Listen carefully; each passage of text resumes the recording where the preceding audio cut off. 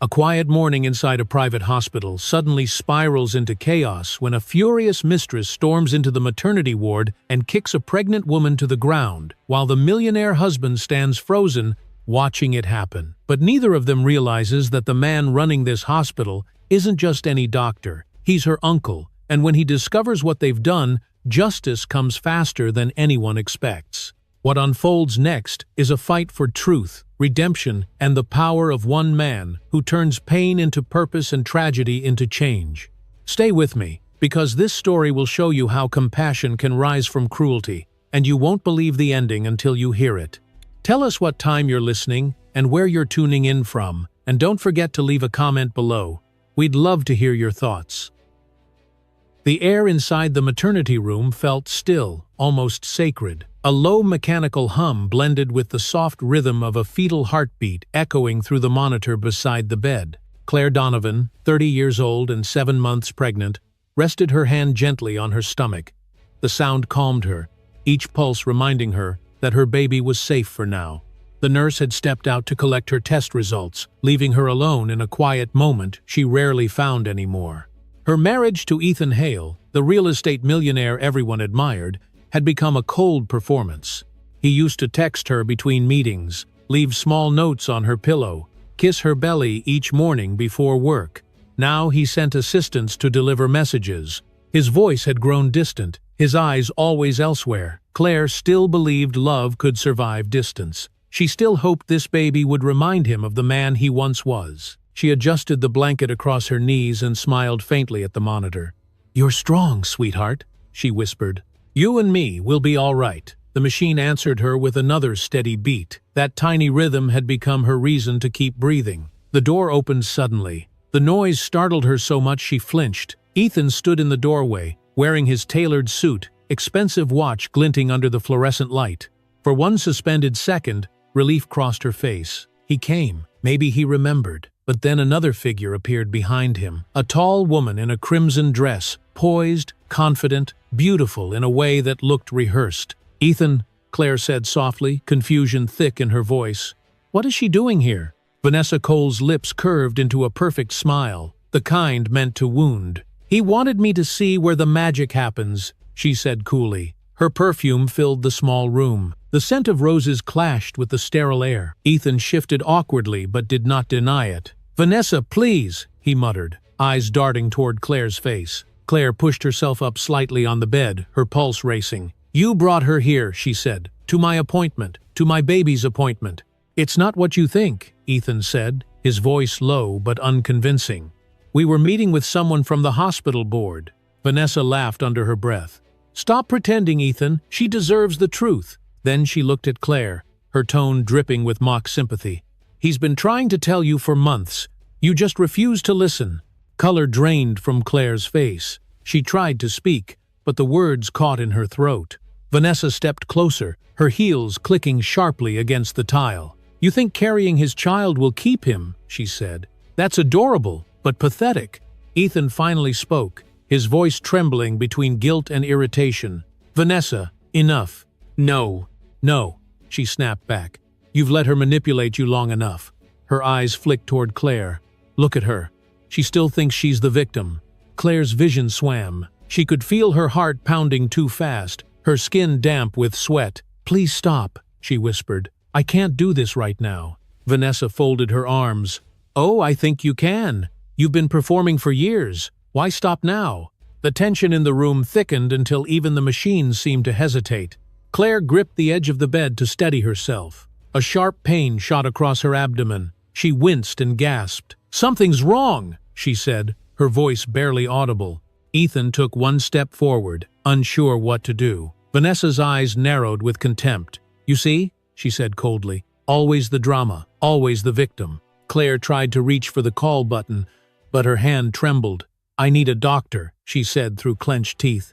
Vanessa moved closer, towering over her. "Here's a piece of advice, Claire. Learn when to let go. You're embarrassing yourself." Her words felt like ice pressed against skin. Claire tried to stand but stumbled, one hand on her belly, the other gripping the side rail. The pain sharpened, tearing through her like fire. "Please," she cried. "Don't." Vanessa's voice dropped to a whisper. "You don't deserve him." Then, in a burst of anger, she lifted her leg and kicked Claire's shin with deliberate force. The sound of impact echoed through the room. Claire's cry filled the air as her body folded against the exam table. The monitor crashed to the floor with a heavy clang.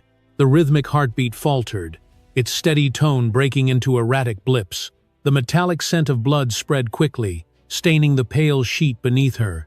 Claire collapsed to her knees, both arms cradling her stomach, her breath coming in short, ragged gasps. The room spun. Her hair clung to her damp face, her lips trembling. "Please," she whispered, voice breaking. "My baby."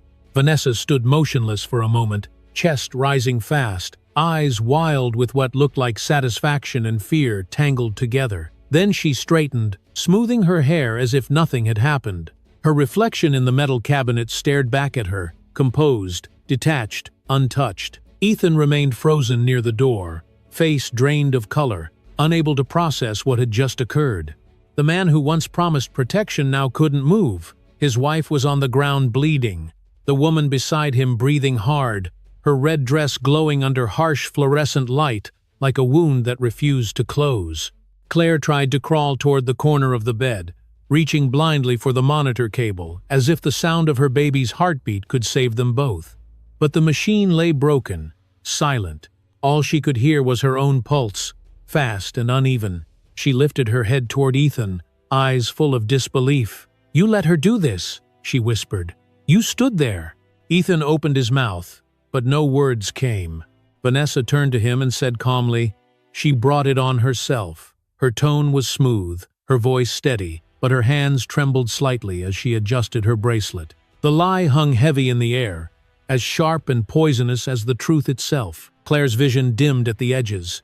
She lowered her head, both hands pressed over her belly. Her body shook with silent sobs, each one weaker than the last. The room smelled of blood and perfume. The light flickered once, as if the world itself had blinked in disbelief. In that moment, nothing else existed, not the hallway outside, not the life she once dreamed of, not even Ethan's face. There was only the sound of her shallow breathing and the weight of what had just happened. And in that terrible silence, as Claire's tears touched the cold tile floor, something inside her shifted forever. The sound of crashing metal had barely faded when the first scream echoed down the corridor. A nurse burst through the door, stopping cold at the sight of blood on the tile, and Claire curled on the floor. For a moment, time fractured into chaos. Another nurse followed, shouting orders, and the quiet maternity wing erupted into confusion. "Call a doctor!" someone yelled. The alarm button flashed red. Within seconds, voices filled the hallway, and the sterile calm of the hospital dissolved into panic. Vanessa stood frozen beside the exam table, her hands trembling, her mind racing to build the story that might save her. "She fell," she said quickly. "I tried to help her. She lost her balance." Her voice shook, but her words came smooth, rehearsed. The first lie was always the easiest. Ethan knelt beside his wife, his suit stained dark with blood. "Claire, can you hear me?" he asked, his voice breaking. Claire's eyes fluttered open, her breathing shallow. "Help the baby," she whispered. "Please." The nurse pressed her hand to Claire's pulse, eyes widening at the speed of her heartbeat. "Get a stretcher," the nurse ordered. "We're losing time." The corridor filled with footsteps, radio calls, and gasps from onlookers. Visitors and patients peeked from their rooms as whispers spread. Everyone wanted to know what had happened inside room 7. One woman said she heard shouting. Another swore she saw a man and a woman fighting. By the time security arrived, the story had already twisted into rumor. Vanessa straightened her posture, wiping invisible dust from her dress. "This is ridiculous," she said, her voice steadying. "She's unstable. Everyone knows she's been under stress." The security officer stepped forward. "Ma'am, I need you to stay right here until we get statements." "Statements?" she repeated, feigning outrage. "I'm the one who tried to help her. You should be thanking me." Ethan looked up, his expression dazed. "Just let them work," he muttered. His voice lacked conviction, each word hollow. Claire was lifted onto the stretcher. Her blood left small smears across the white sheet as nurses hurried her toward the emergency wing. The monitors beeped rapidly, filling the hallway with a sound that made everyone stop and stare. "She's hemorrhaging," one nurse whispered. "Where's the obstetric team?" Vanessa watched them disappear down the corridor, then turned toward Ethan. "If anyone asks, she slipped. That's what happened. You saw it yourself." He stared at her, disbelief and fear mixing in his eyes. "Vanessa, I can't lie about this." "You don't have to lie," she snapped quietly. "You just have to stop her from ruining your life. Do you want the board to hear you let your wife cause a public scene in a hospital? Think about your reputation." His reputation. The words hit him harder than truth ever could. For years, everything he built rested on control. Control of his image, his success, his perfect life. He could already imagine tomorrow's headlines: "Millionaire's pregnant wife injured during hospital fight." The thought chilled him more than the sight of blood. When the elevator doors closed around Claire and the nurses, the noise in the hallway shifted from urgency to gossip. Phones appeared in hands. Someone whispered, "That's Ethan Hale, isn't it?" Another voice replied, "Yes, from Hale Development. His wife's pregnant." The speculation spread like smoke through dry air. Vanessa crossed her arms and faced the security officer. "Can I go now?" she demanded. "No, ma'am," he replied firmly. "We'll need an official statement for the incident report." "Oh, I already told you what happened," she said sharply. She tripped, panicked, and fell. "It's not my fault if she's dramatic."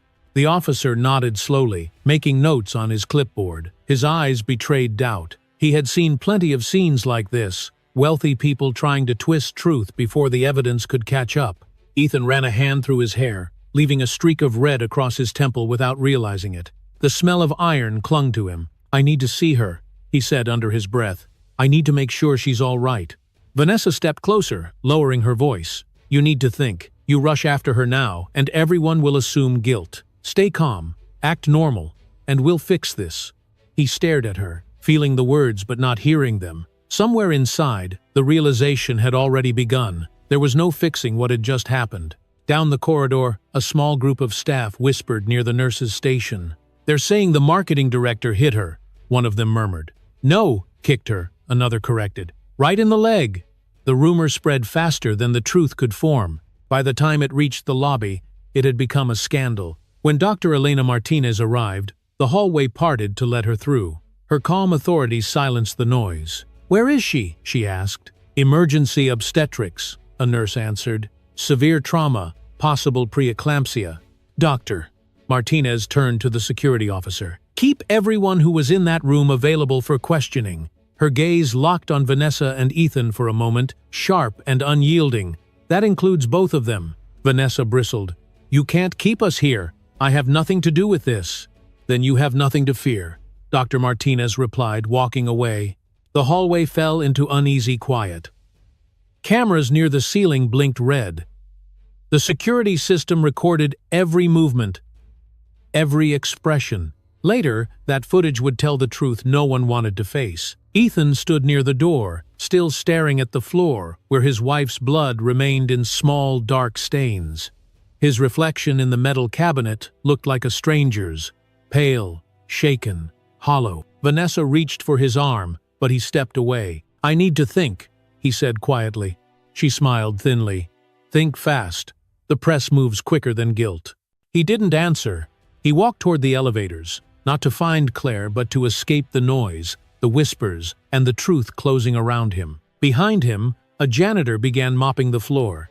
The sound of the mop dragging through blood was the only thing that broke the silence. The smell of bleach replaced the scent of perfume. By the time the hallway was clean, only the memory of what happened remained, a memory that could never be erased. Outside the maternity wing, the hospital lobby buzzed with quiet speculation. No one yet knew her name, but everyone had already taken sides. And as the doors to the emergency floor closed behind Claire Donovan, her world and Ethan's had already split beyond repair. The doors to the emergency unit swung open as the medical team rushed Claire into the trauma bay. Bright lights hit her face, blinding and cold. Voices layered over one another, sharp and urgent, pressure dropping, pulse unstable. "We need fluids now." Her body trembled uncontrollably as she clutched the sheet beneath her fingers. Somewhere deep inside, she still heard the faint echo of her baby's heartbeat through the portable monitor. It was weak but steady, a sound fighting to exist. "Doctor," Elena Martinez moved fast, gloved hands hovering over Claire's abdomen. "Get me her vitals. Set up an IV line. I want obstetrics and anesthesia here immediately." Nurses surrounded the table, attaching monitors, cutting through fabric, checking the bleeding. The smell of antiseptic filled the air. The beeping machines created a rhythm of tension, a kind of mechanical prayer. Claire's lips moved, but no words came out. Her skin looked pale under the fluorescent light, her breathing shallow. "Stay with me, honey," one nurse whispered, wiping sweat from her forehead. "You're going to be okay." The curtain rustled open again, and the chief of surgery, Dr. William Matthews, stepped inside. His silver hair and calm presence brought an instant hush to the room. He had been the hospital's director for 15 years, a man known for discipline, not sentiment. But as he looked at the woman on the bed, his composure shattered. For a moment, he froze. "Elena," he said quietly. "What's her name?" "Claire Donovan," the doctor replied without looking up. 30 years old, 7 months pregnant, blunt trauma to the abdomen, possible internal bleeding. The name struck him like lightning. His eyes widened. "Repeat that," he said. "Claire Donovan," she repeated, still focused on the monitor. He stepped closer, staring at the patient's face, the curve of her jaw, the faint scar near her eyebrow, the one he remembered from childhood summers. "Oh my God," he whispered. "She's my niece." The staff exchanged startled glances, unsure how to react. But Dr. Matthews straightened quickly, pulling his mask into place. "Nobody leaves this room," he ordered. "We do everything we can to save her and that baby." His tone left no room for hesitation. Claire's eyes fluttered open, unfocused at first, then filled with confusion. "Uncle William?" she breathed weakly. He leaned down, his gloved hand brushing against hers. "I'm here, sweetheart," he said, voice thick with emotion. "You're safe now, I promise." Tears welled at the corners of her eyes. "He let her hurt me," she whispered. He just stood there, his jaw tightened. "Don't talk, you need to rest, we'll deal with that later." He looked toward Dr. Martinez. "How's the baby?" The younger doctor checked the ultrasound probe. "Fetal heart rate's unstable. We might have placental separation. We need to stabilize the mother first." "Do it," he said. "I'll assist." The team moved like a single organism, efficient and focused. Fluids ran through the IV lines. Blood pressure numbers flickered on the monitor. The sound of suction filled the air. Every movement felt like a battle against time. Outside the operating area, word of the emergency began to spread. Hospital staff whispered in corners, wondering why the director himself was assisting in a trauma case. Some said the patient was a VIP, others thought it was political. No one imagined it was personal. Inside, the minutes stretched thin. Claire drifted in and out of consciousness, her mind floating between the present and fragments of memory. She saw her uncle's kitchen in the summer light, smelled coffee, heard laughter. "You used to make pancakes," she murmured faintly, "with strawberries." Dr. Matthews swallowed hard. "And you always stole the first one," he said softly, forcing a small smile. "You're still stubborn. Hold on for me. Hold on for her." 9-2. The baby's heartbeat slowed, then steadied again. A nurse adjusted the oxygen mask, glancing at the clock. "We've got improvement," she said, heart rate stabilizing. Relief washed through the room like a collective exhale. Dr. Martinez looked up. "We're not out of danger yet, but she's responding." Dr. Matthews closed his eyes for half a second, whispering something only he could hear. Then he refocused, his voice calm and firm. "Prepare for ultrasound imaging. I want to see internal damage before we move forward." For the next 20 minutes, silence ruled, except for the hum of machines and short bursts of medical instructions. Sweat beaded across foreheads. The air felt heavy, thick with urgency and hope intertwined. At last, Dr. Martinez nodded. "She's stable enough for now. We'll monitor closely. The baby's heartbeat is fragile, but holding steady." Dr. Matthews stepped back, removing his gloves with slow precision. The weight of emotion he had kept buried for years pressed against his chest. He had lost contact with his sister after a family dispute decades ago. He hadn't known her daughter had grown up, married, and moved back to the city. Now, by some cruel twist of fate, she had been brought into his hospital broken and bleeding. He looked at her face, pale but peaceful now, and felt both guilt and purpose flooding in. "You found your way back to me," he whispered under his breath. "And I won't lose you again." Dr. Martinez approached him quietly. "We'll keep her under observation for the next few hours," she said. "She needs rest, the baby too." He nodded, his voice steady once more. "Good work, everyone. Keep full surveillance on her vitals. I want updates every 10 minutes.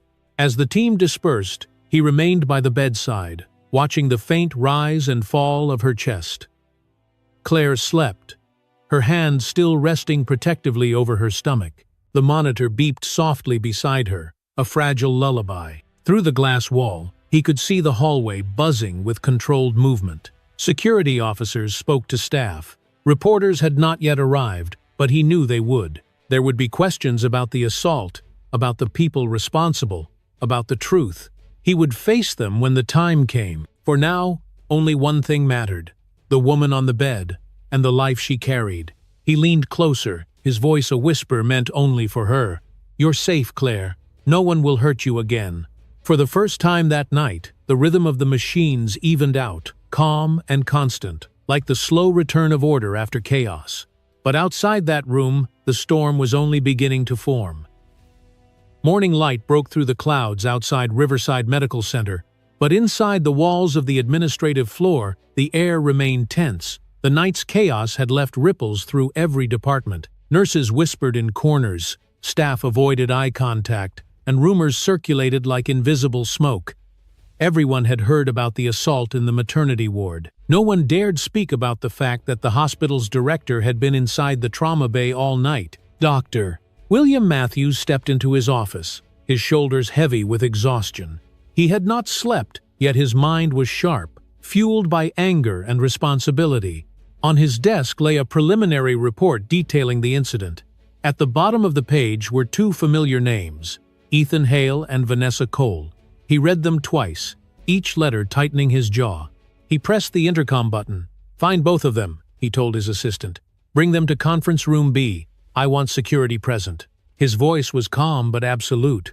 No one questioned his tone.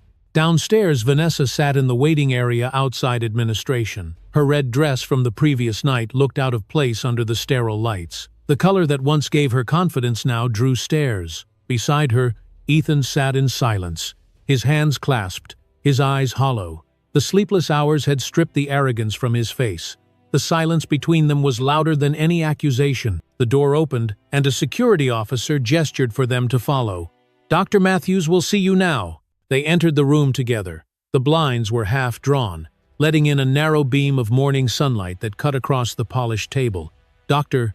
Matthews stood at the far end, his posture straight, his expression unreadable. The silver in his hair caught the light, lending him a quiet authority that filled the space before he even spoke. "Sit down," he said. His voice was steady but cold. Vanessa crossed her arms but obeyed. Ethan hesitated, then followed. Dr. Matthews studied them for a long moment before speaking again. "You both understand why you're here?" Vanessa forced a tight smile. "We already explained what happened. It was an accident." She slipped. He raised an eyebrow. "An accident," he repeated slowly. "Then explain to me why there's a security report detailing visible bruising consistent with impact, and why my staff had to clean blood from the exam room floor." Vanessa's mouth opened, then closed again. "I didn't touch her," she said. He turned his attention to Ethan. "And you, Mr. Hale? Were you a witness to this accident?" Ethan's eyes flickered toward Vanessa before meeting the doctor's gaze. "I didn't see everything," he said quietly. "It all happened fast." Dr. Matthews took a step forward. "Let me make something clear. This is not a social scandal. This is a criminal matter that took place inside a medical facility. A pregnant woman was injured under my roof. I don't care how much money you have, or how influential your name is, you will answer for it." Vanessa shifted uncomfortably in her chair. "Are you threatening us?" she asked. He leaned forward slightly, his tone even sharper. "No, I'm reminding you that my responsibility is to the law, not to people who think they're above it." The words hung in the air. Ethan swallowed hard, unable to respond. "Doctor," Matthews turned to the security officer standing by the door. "I want all surveillance footage from the maternity corridor and room 7 reviewed immediately. Forward a copy to the police liaison. I'll handle the rest." Vanessa's confidence cracked. "You can't do that without a formal complaint." He looked at her, his expression calm but deadly serious. "The complaint has already been filed, by me, as the director of this hospital." Her eyes widened. "You can't be serious. You are—" "Oh, I am," he said quietly. "And if you're wondering why I care so deeply, it's because the woman you assaulted is my niece." The color drained from her face. Ethan looked up sharply, shock replacing exhaustion. "Your niece?" he repeated. Dr. Matthews nodded once. "Yes, Claire Donovan. And even if she were a stranger, I would do the same thing. But she is not a stranger. She is family. And after last night, this institution will stand on her side, not yours." That— Vanessa rose to her feet, her chair scraping against the floor. "This is absurd. You're biased. You can't run an investigation when you're personally involved." He didn't move. "Then you're free to take that argument to court. I welcome it." Ethan finally spoke, his voice hoarse. "Dr. Matthews, please. I didn't hurt her. I swear I didn't. I froze. I didn't know what to do." The doctor studied him, eyes narrowing slightly.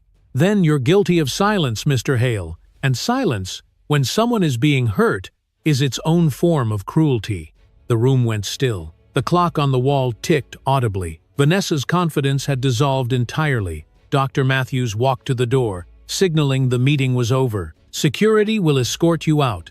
Both of you are prohibited from entering the maternity ward or contacting any member of the medical team until further notice." Vanessa started to protest, but he raised his hand. "Enough. I've heard enough lies for one morning. The next time you speak, it will be to the authorities." The officer stepped forward. Ethan stood slowly, shoulders slumped, the weight of guilt pressing down harder than pride ever could. Vanessa hesitated, then turned sharply and left the room without looking back. When the door closed behind them, Dr. Matthews exhaled for the first time in hours. He walked toward the window, staring down at the parking lot below. Ambulances came and went. Life continued outside, indifferent to the storms inside. He placed a hand on the windowsill, his reflection faint in the glass. "You're safe now, Claire," he murmured to himself. "And I won't let them near you again." The morning sun brightened slowly, touching the edge of the city beyond. For the first time since the attack, the hospital felt steady again, anchored not by fear, but by the authority of a man who had finally chosen what was right. But deep in his chest, Dr. Matthews knew this was only the beginning. The world outside these walls was waiting for answers, and soon, justice would have to leave the hospital and face the public. The first light of morning filtered through the hospital blinds, brushing soft golden lines across the recovery room. Machines hummed quietly, their steady rhythm filling the silence like a heartbeat made of electricity and hope. Claire Donovan opened her eyes slowly. The world looked blurred at first, hazy from medication and exhaustion. She felt something warm wrapped around her hand. When her vision cleared, she saw her uncle, Dr. William Matthews, sitting beside the bed, still in his white coat. His eyes were tired but gentle, the kind that spoke of sleepless hours and unbroken resolve. "Uncle," she whispered, her voice thin and cracked. He leaned closer, squeezing her hand. "You're awake," he said softly. "You're safe now." Her lips trembled. "The baby?" His eyes softened, and for a moment the stern hospital director vanished, replaced by the man who once taught her how to ride a bike and patch scraped knees. "She's holding on," he said. "Her heart is strong. You both made it through the night." Tears slipped down her cheeks before she could stop them. "I thought I lost her," she whispered. "You didn't," he said. "You fought, and she fought with you." He brushed a strand of hair from her forehead. "You're both stronger than you think." Claire turned her head slightly, looking toward the window. Morning sunlight painted the wall in soft colors that reminded her of peace she no longer trusted. "I saw her face," she said suddenly. "Vanessa." She smiled after it happened, like she wanted me to suffer. Dr. Matthews' expression hardened. "Don't think about her," he said. "She's not your concern anymore." Claire swallowed, her voice shaking. "She kicked me, Uncle." She didn't hesitate. Ethan just stood there. He didn't even move. He closed his eyes for a moment, collecting the anger before it could spill over. When he spoke again, his tone was calm, but cold. "I know. I've read every report, watched the security footage, and spoken to the staff who were there. The truth is clear. What happened to you was not an accident, and it will not be ignored. Claire's breathing hitched. They won't stop, she said weakly. People like them never stop. They'll twist it. They'll make me look crazy. He straightened in his chair. Then we'll untwist it, he said. They might have money, but I have something stronger. The truth and the power to make it heard. No. For a moment, neither spoke. Only the quiet rhythm of the monitor filled the space between them. Claire's fingers tightened around his hand. I don't want revenge, she said softly. I just want my child to live without fear. His voice lowered. That's exactly what justice is, Claire, making sure no one else has to live in fear because of them. She looked at him, her eyes searching. You promise? I promise, he said. You rest now. I'll take care of the rest. Oh. Her eyelids fluttered, heavy with fatigue. As she drifted back toward sleep, she whispered, Thank you, Uncle William. He waited until her breathing steadied before standing. When he stepped into the hallway, the hospital was already awake. Nurses moved between rooms with quiet efficiency, but tension lingered in the air. Word of the assault had spread far beyond the maternity wing. He walked toward his office with purpose. His reflection in the glass panels looked older than he remembered, lined with the burden of both family and duty. He picked up the phone on his desk and dialed a familiar number. It's Matthews, he said when the other end answered. I need you to prepare a full legal report and submit a copy of the footage to the authorities. Yes, everything from the last 12 hours. Also, contact our public relations director. We'll be issuing a statement today. He paused, glancing out the window toward the city skyline. No spin, he added firmly. We're not protecting anyone's reputation. We're protecting what's right. He hung up and stood by the window for a long moment, his mind tracing through the details. Vanessa Cole would bring her lawyers. Ethan Hale would bring his influence. But neither could erase the truth recorded on hospital cameras or the testimonies of his staff. This fight would not be fought with violence, but with precision and exposure. Hours passed. The sun climbed higher, flooding his office with light. When he finally returned to Claire's room, she was awake again, propped up on a pillow, a little color back in her cheeks. She looked fragile but alive, her strength quiet and steady. Did you sleep? He asked. A little, she said. I had a dream about the baby. She was laughing. He smiled faintly. That's a good dream. She nodded. You were there too. He pulled a chair close. I'll be here every day until you walk out of this place. Her eyes glistened. You really think we'll win? I don't think, he said. I know. The room grew still again. Outside the window, the world went on. Cars, clouds, and the ordinary sounds of life that no longer felt ordinary to either of them. He placed his hand over hers once more. You've done your part, Claire. Now let me do mine. Yeah. She exhaled slowly, her fear giving way to exhaustion and fragile hope. Okay, she said. But promise me something. Don't let them twist what happened. Don't let them turn me into a story they can control. He nodded solemnly. I won't. The truth will belong to you, not them. The light in the room softened as afternoon settled. He stood, smoothing his coat.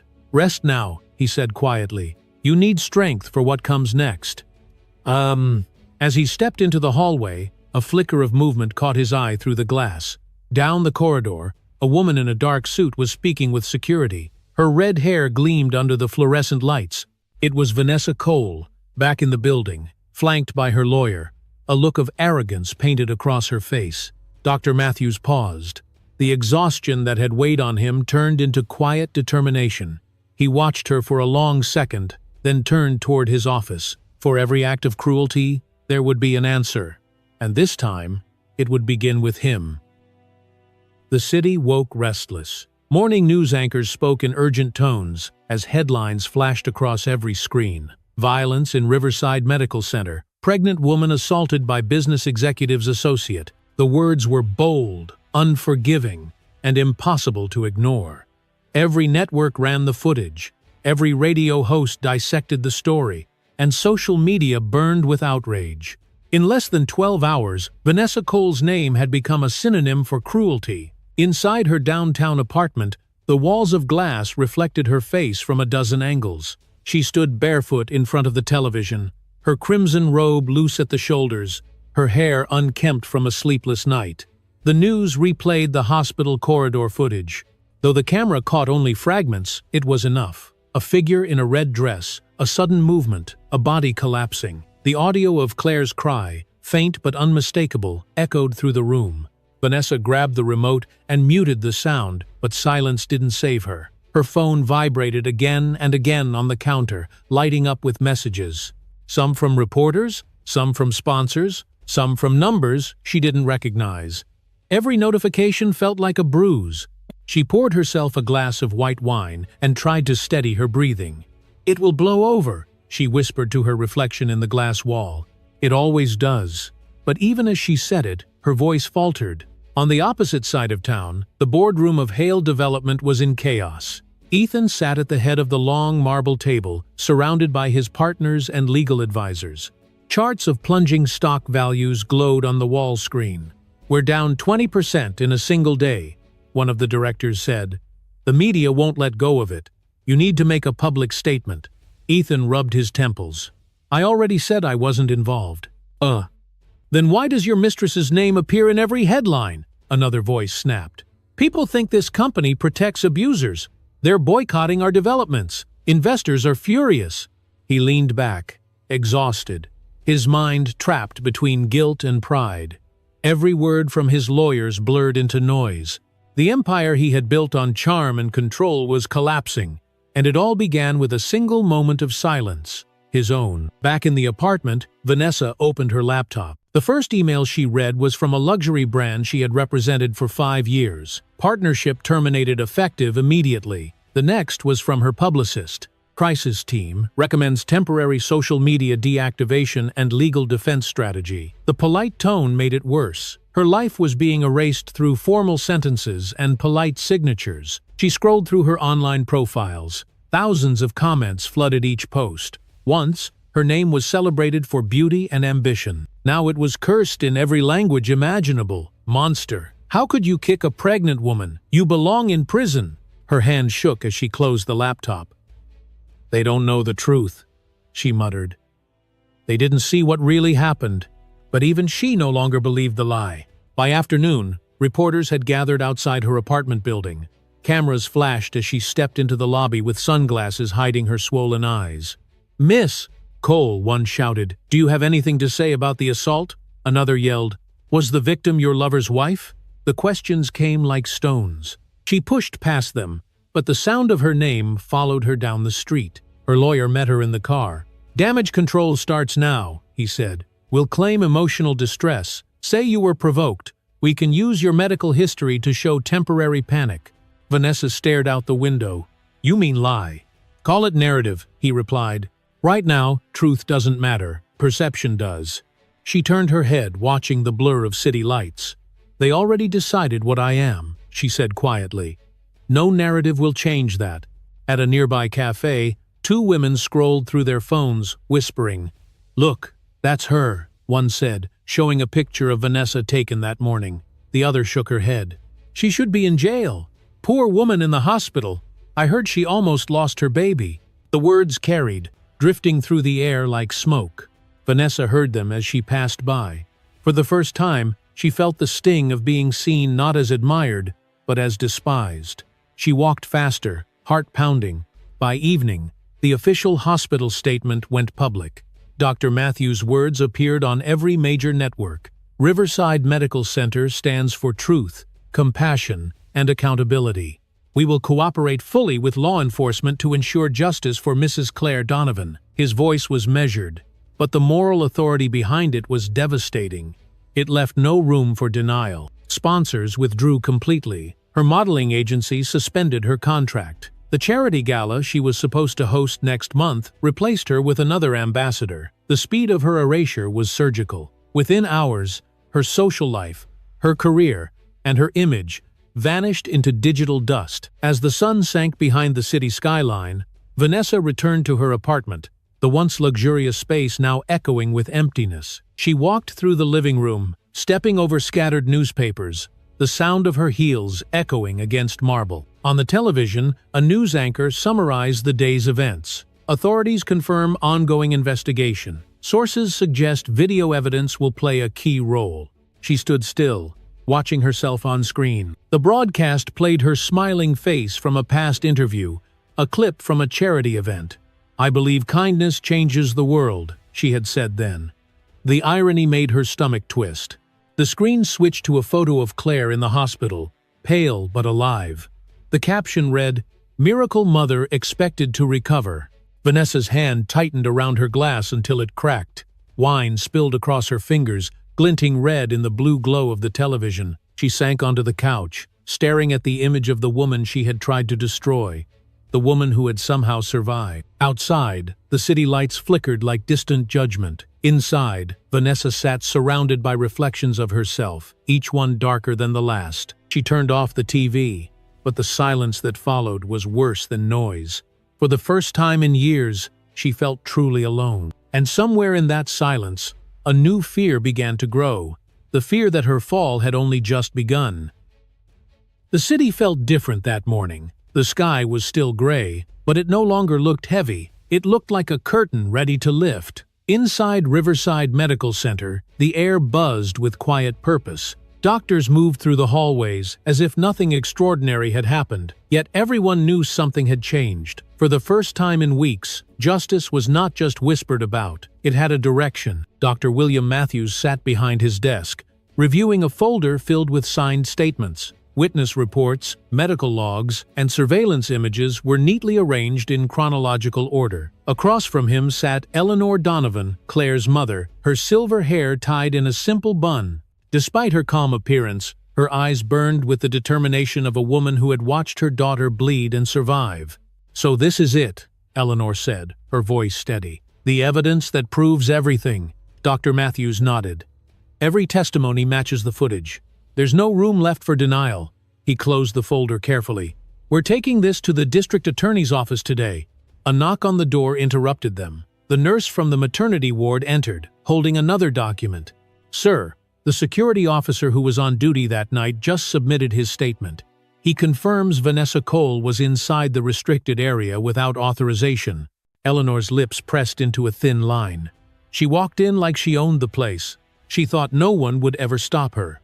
Dr. Matthews signed the report. "Now someone will." He looked at the nurse. "Thank you. You may go." When the door closed, he turned toward Eleanor again. "I've already spoken to Janet Morrison, the assistant district attorney. She's willing to take the case. She believes we can secure charges of assault and obstruction of medical procedure." Eleanor's eyes softened with relief. "Claire deserves this. Every woman who's been silenced deserves this." No.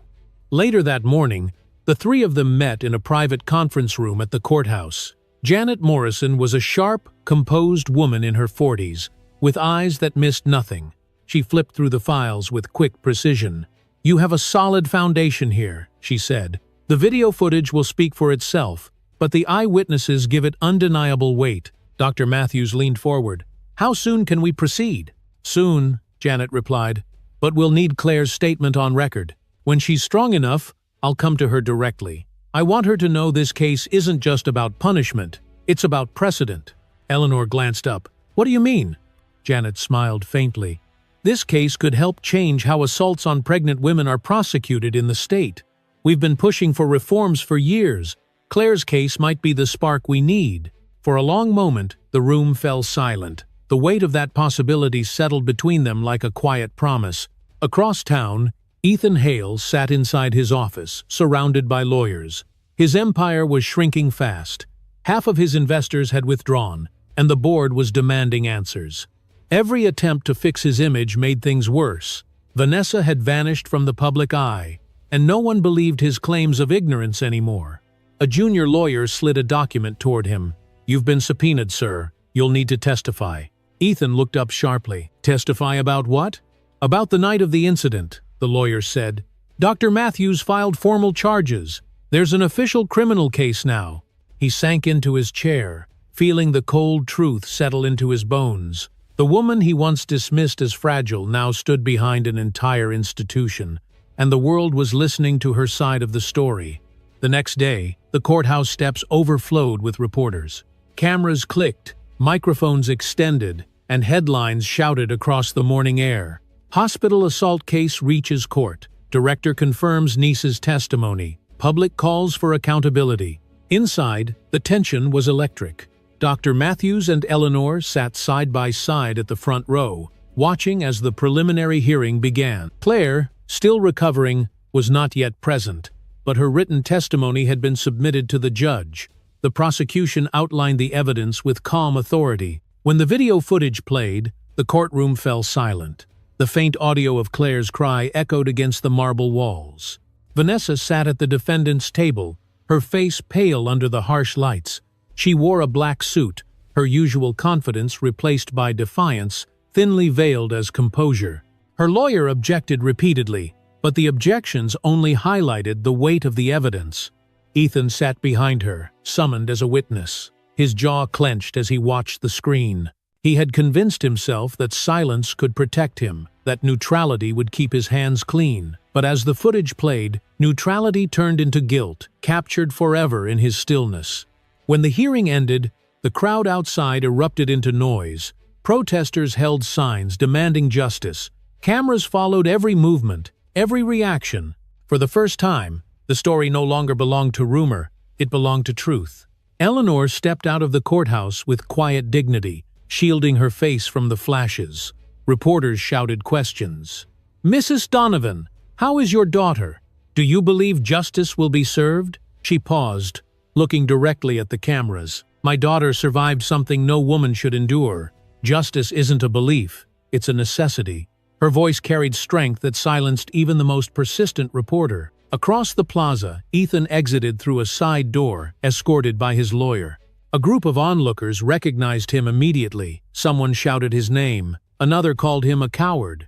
He kept his head down, his polished shoes splashing through puddles as if each step carried shame instead of power. From the car parked across the street, Dr. Matthews watched the scene unfold. Eleanor sat beside him, her hands folded tightly in her lap. Through the windshield, they could see the chaos that once belonged entirely to Ethan and Vanessa. Now it belonged to the truth. "Do you think he'll ever admit what he did?" Eleanor asked quietly. Dr. Matthews shook his head. "He doesn't have to. The world already has." She looked out the window, her voice softer. "Claire will want to see this someday, to know what her pain changed." He nodded slowly. "She'll see it. She'll see everything." Rain began to fall again, gentle and clean this time, washing over the courthouse steps like a benediction. The storm had not ended, but its purpose had shifted. For the first time, the power belonged to the ones who had been hurt, not the ones who had caused it. And as the cameras turned toward the courthouse doors once more, a new chapter was already waiting inside, one that would carry the name Claire Donovan into history. The courthouse stood beneath a pale winter sky, its marble steps crowded with reporters, cameras, and protest signs. People lined the street, holding umbrellas and banners that read "Justice for Claire." The sound of voices blended with the low hum of live broadcasts. Inside, the air was thick with expectation. For weeks, the city had followed every headline. Now, the truth would be spoken where everyone could hear it. Claire Donovan entered the courtroom slowly, her steps measured but steady. She wore a light sky-blue dress that fell softly around her knees. The color was gentle, but it carried meaning. It was the same shade she had worn the day she nearly lost everything. When she reached her seat beside Dr. Matthews, the clicking of cameras filled the room. He gave her a reassuring nod, his hand resting briefly on hers before the session began. Judge Patricia Hernandez presided with calm authority. Her voice carried easily across the packed chamber. "This court is now in session. The case of the state versus Vanessa Cole." The murmurs died instantly. Assistant District Attorney Janet Morrison rose first. Her presence commanded attention. "Your Honor," she began, "this case is not about wealth, image, or influence. It is about violence. It is about a woman who believed she could harm another and walk away untouched." She walked toward the jury box, holding a single sheet of paper. "The evidence will show that Vanessa Cole entered a restricted hospital ward, confronted Mrs. Claire Donovan Hale, and intentionally caused bodily harm to both her and her unborn child." Every word landed like a strike against the quiet. On the opposite side, Vanessa sat beside her lawyer, her expression unreadable. She wore a black suit, her hair tied tightly back. but the confidence that once defined her had vanished. Her attorney adjusted his glasses and whispered something in her ear, but she didn't respond. When the prosecution presented the hospital footage, the courtroom became utterly silent. The grainy video played on the large screen. Vanessa stepping forward, Claire falling. The sound of a cry filled the room. Some jurors looked away. Others clenched their jaws. Janet spoke again. "What you just saw is not an accident. It is an act of cruelty, and it nearly cost 2 lives. You come." The defense objected, but the judge overruled. Later, Claire took the stand. The room held its breath as she was sworn in. Her voice trembled at first, but the strength in her eyes anchored every word. "That day, I was there for a routine checkup. I never imagined it would end in blood. She looked at me with hate I can't explain. I begged her to stop. Her throat tightened. When she kicked me, I thought I was losing my child. I remember falling, hearing the machine crash, and feeling everything go quiet inside me." She paused, her hand instinctively resting on her belly. "I wasn't just fighting for my life. I was fighting for my child's right to be born in a world where cruelty isn't power." The courtroom stayed silent for several seconds after she spoke. Even the clicking of cameras stopped. Then the judge nodded gently. "You may step down, Mrs. Donovan." Dr. Matthews looked at his niece with quiet pride. He had seen hundreds of testimonies in his career, but none like this. It was not law that gave her power that morning. It was truth. By afternoon, every news outlet in the country carried her words. Television anchors repeated them. Talk shows debated them. Hashtags spread across social media. Number Justice for Claire and number The Claire Case. The story reached beyond the courtroom. It became a symbol. When Vanessa's lawyer tried to argue that his client acted out of fear, Janet Morrison's voice cut through the chamber. "Fear does not excuse cruelty," she said. "It exposes it." The defense faltered. Vanessa's eyes filled with tears, not from guilt, but from losing the control she had clung to for so long. Outside the courthouse, crowds chanted for change. Protesters held signs that read, "Protect mothers, protect lives." Inside the prosecutor's office, Janet and Dr. Matthews worked late into the night. He spread out legal documents across the table. "We can't let this stop here," he said. "This case can set a precedent." Janet nodded. "We've been pushing for stronger laws to protect pregnant women from assault. Now we have the story, the evidence, and the public will." They drafted the proposal together, line by line. The Claire Act. It called for harsher penalties against those who harmed expectant mothers and for emergency protections in hospitals nationwide. It was written not just for Claire, but for every woman who might face what she had. When the bill reached the state legislature a week later, it passed unanimously through committee. Lawmakers quoted Claire's testimony on the floor. One senator said, "Her courage gave this law a voice." Back at the hospital, Claire watched the live broadcast from her recovery room. The screen showed the chamber filled with applause as the bill advanced. She pressed a hand to her chest, overwhelmed. Dr. Matthews stood behind her, a quiet smile softening his usually stern face. "This is your voice echoing beyond what they tried to silence," he said gently. Claire turned to him, her eyes shining. "I didn't think anyone would listen." "They listened," he said. "And now they'll remember." "No?" The evening sky outside turned shades of gold and rose, the city bathed in light. Reporters called the moment the Claire Act victory. Her name, once tied to pain, now carried a meaning larger than herself.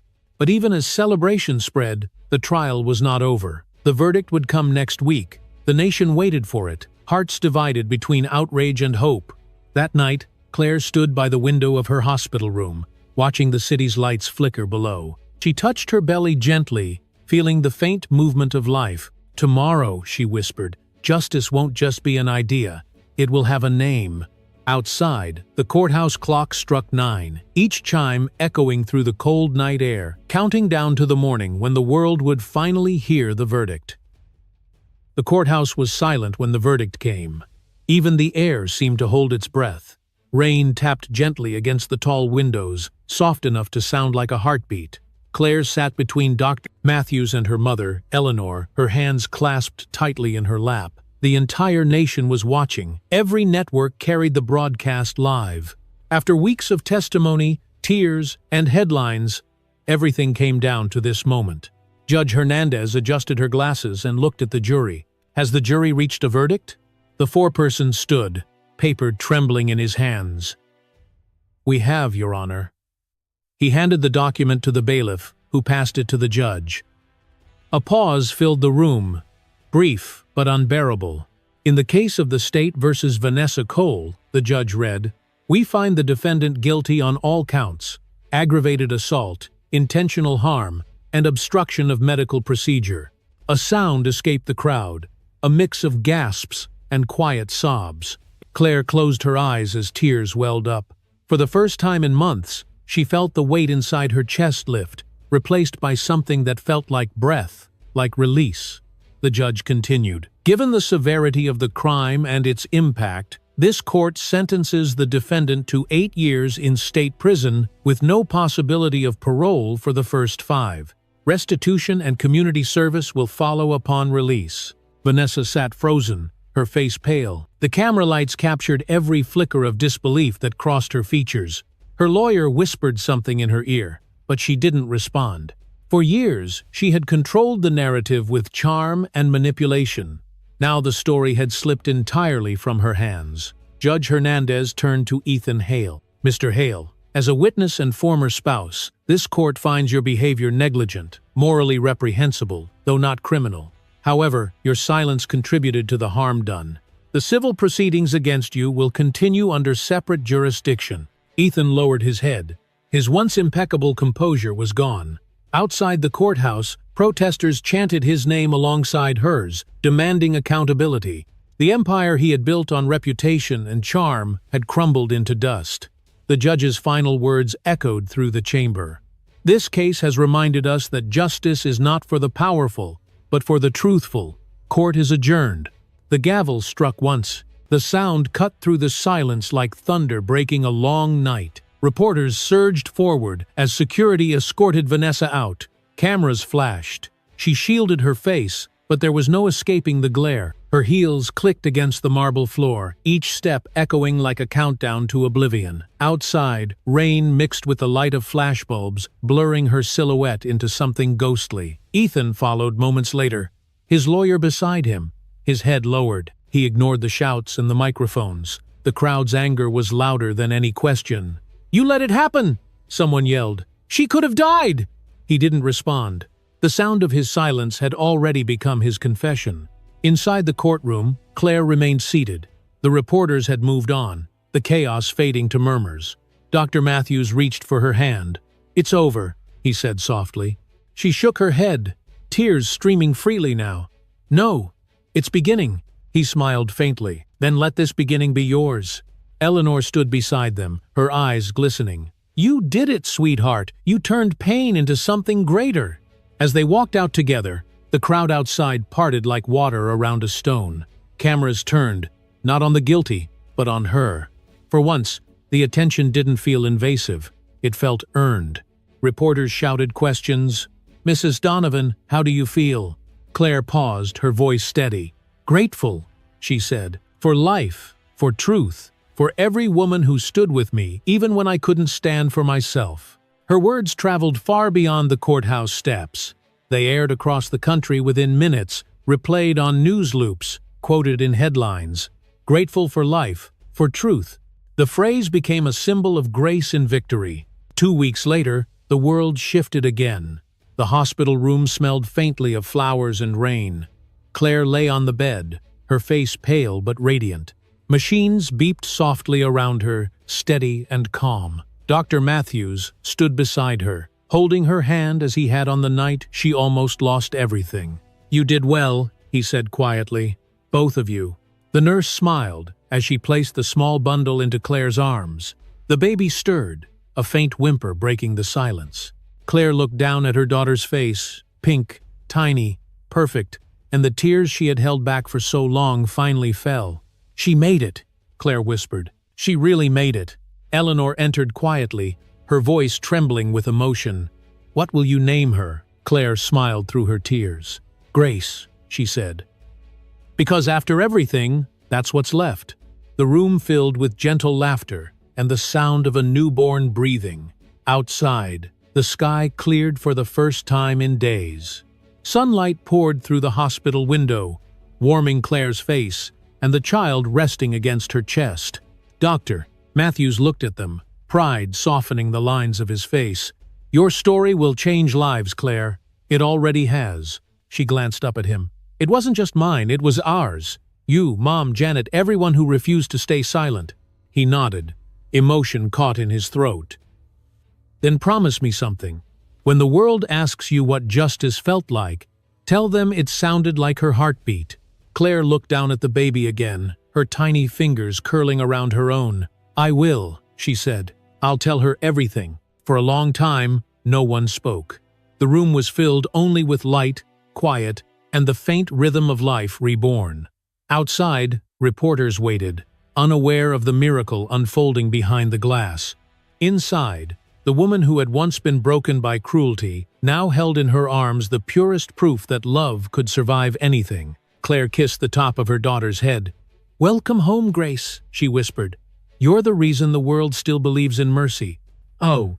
Through the window, sunlight struck the hospital's nameplate, where a new plaque had been added that morning, dedicated to survivors of violence and to the power of truth.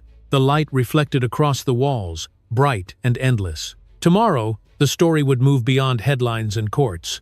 It would belong to every woman who refused to be silenced. A year passed, and the world had changed. The city that once whispered about tragedy now spoke of renewal.